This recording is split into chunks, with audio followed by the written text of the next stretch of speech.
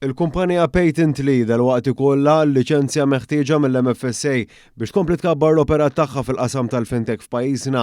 Dan ħareġ waqt żjara lill-Ministru għall-Ekonomija, l-Intrapriża u l-Proġetti Strateġiċi Silvio Schembri għamel f'din il-kumpanija li twaqfet sentejn ilu f'pajjiżna u llum għandha 35 impjegat minn barra uffiċini fil-Belġju, l-Ingilterra u l-Portugal. Xogħol din il-kumpanija u li tiffaċilita pagamenti b'aktar sigurtà għan-negozji kif illum diġà tinsab konnessa ma' aktar minn 120 negozju 60 bank minn madwar id-dinja.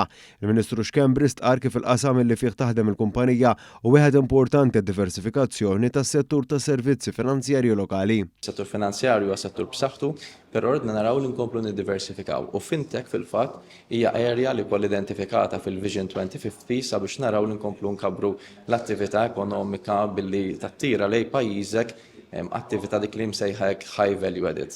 Naraw kumpanija li f'sentejn tħaddem il-fuq minn 35 persuna, l-maġġor parti tal-ħadim huma fil-fatt Maltin u ħadpjaċir niltaqa' magħhom.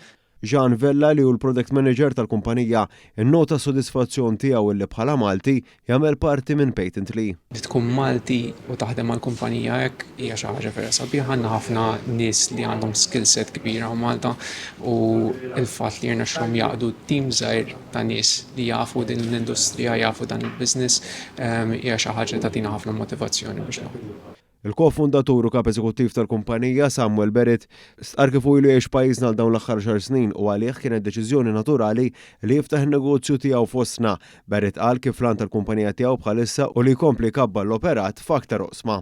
And we're now leveraging that across some of the main industries that we work in, which is betting and gaming, another big B2B industry of the Maltese jurisdiction, as well as working within financial services, e-commerce, digital goods, and the travel space, which is also, given tourism is very large in Malta, our focus on travel will also be quite a good contributor to the economy here.